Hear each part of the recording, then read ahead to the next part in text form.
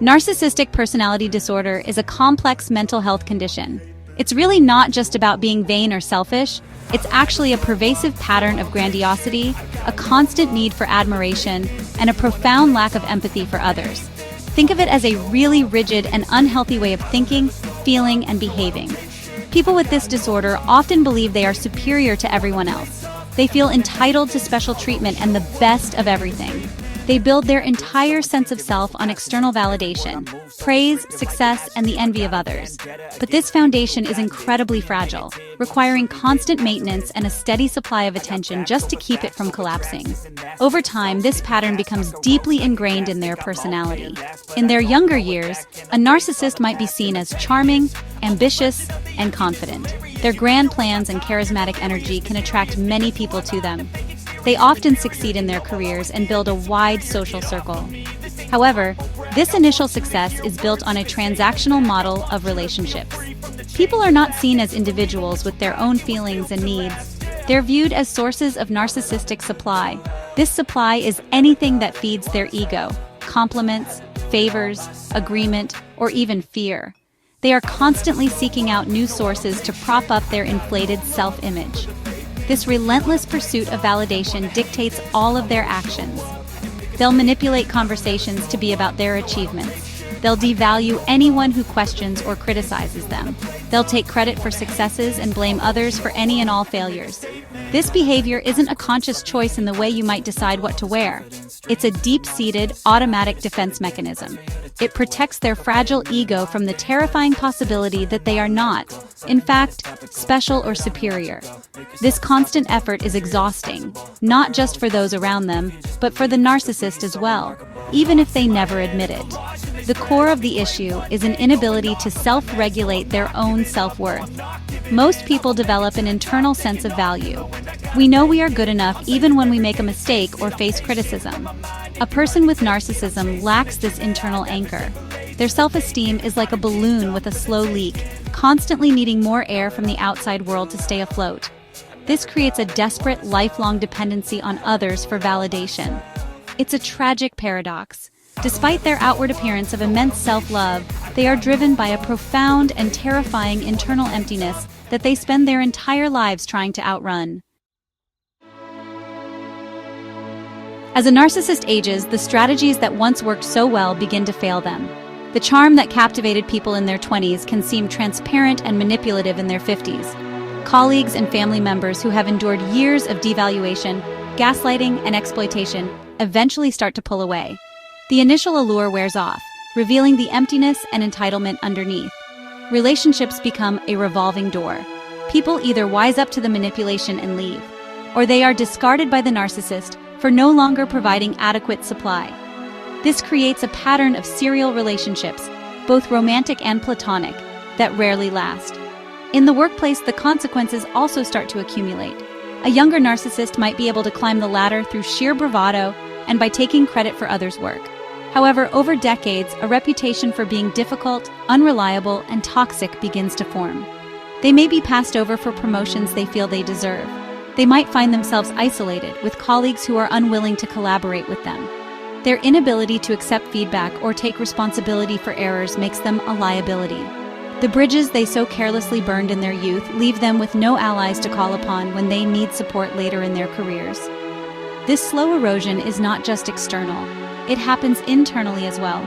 The grandiosity that once felt empowering can become a heavy burden. They must constantly maintain the lie of their own perfection.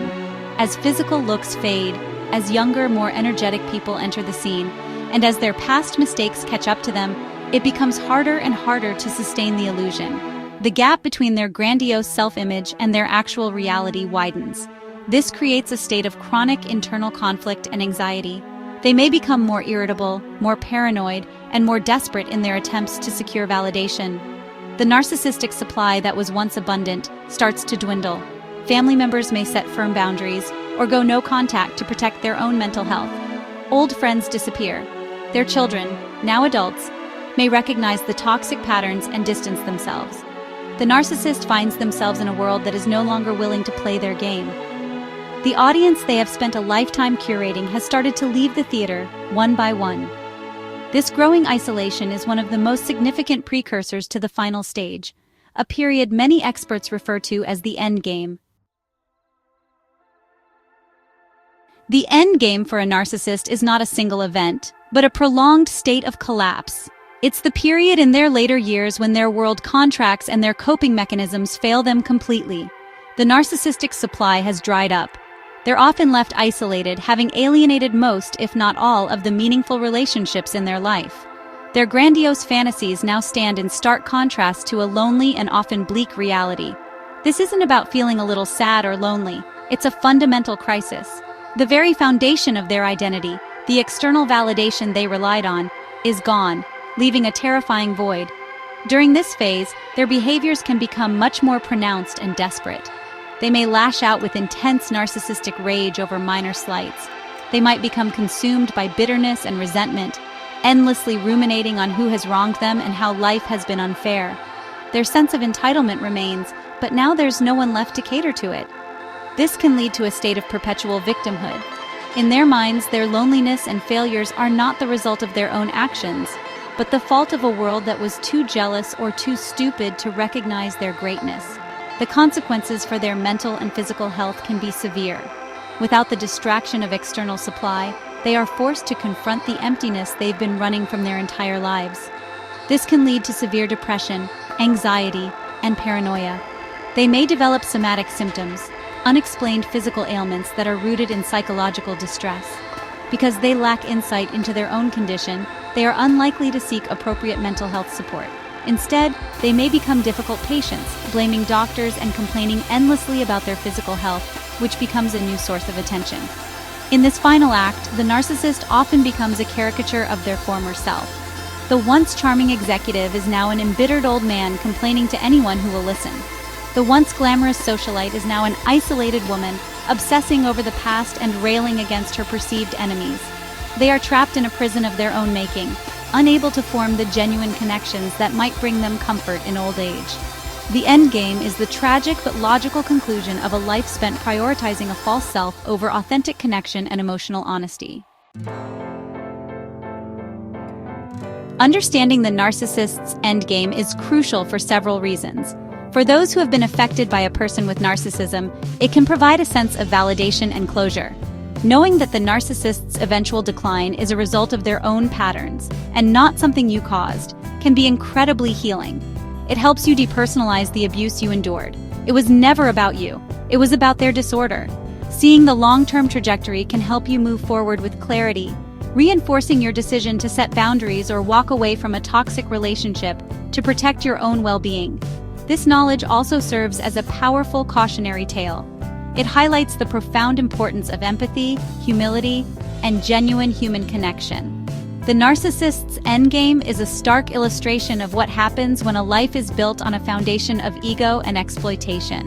It teaches us that true strength lies not in dominance and control, but in vulnerability and the ability to form reciprocal, caring relationships.